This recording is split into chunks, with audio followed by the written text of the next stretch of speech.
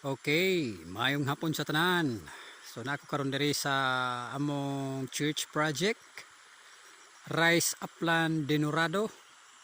Okay guys, September last Saturday among Thanksgiving, but it's still among project basig di na ni ka apas. Kuan pagid siya. Ahya pagid taon siya nag bushwalk. Still bata pagyud, di pagyud siya ka matured siguro. Di pa siya ka matured sa Thanksgiving. So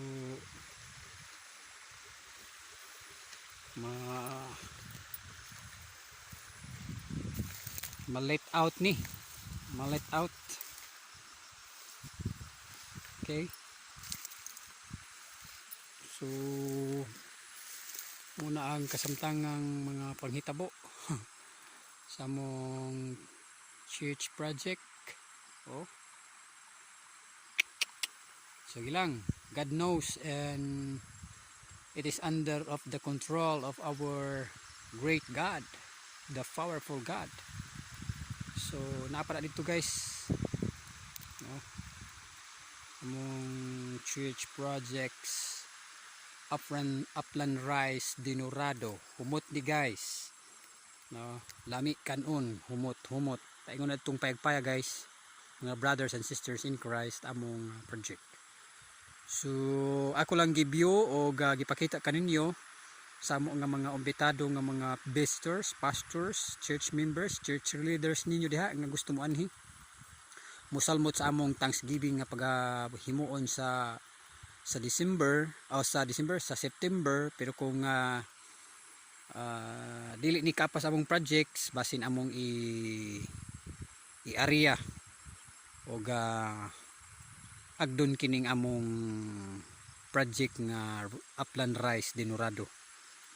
Okay, so kung naay laing pamaagi ang Ginoo maka-provide og bugas nga dili denorado, so padayon na yapon atong Thanksgiving sa September. Pero kung maabot na gyud ang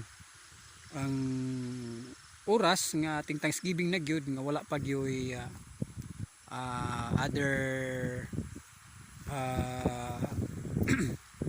strategy nga maka-provide kami og rice para sa atong Thanksgiving, so amo na lang siyang iatras hangtod asa kini ma-harvest ang among Upland rice. So ato lang ning tanaw-tanawon guys. So i-input mo through videos gihapon, upload nato sa atong YouTube channel, sa Rihom Yandong sa YouTube channel, and then tanaw lang ninyo din ha.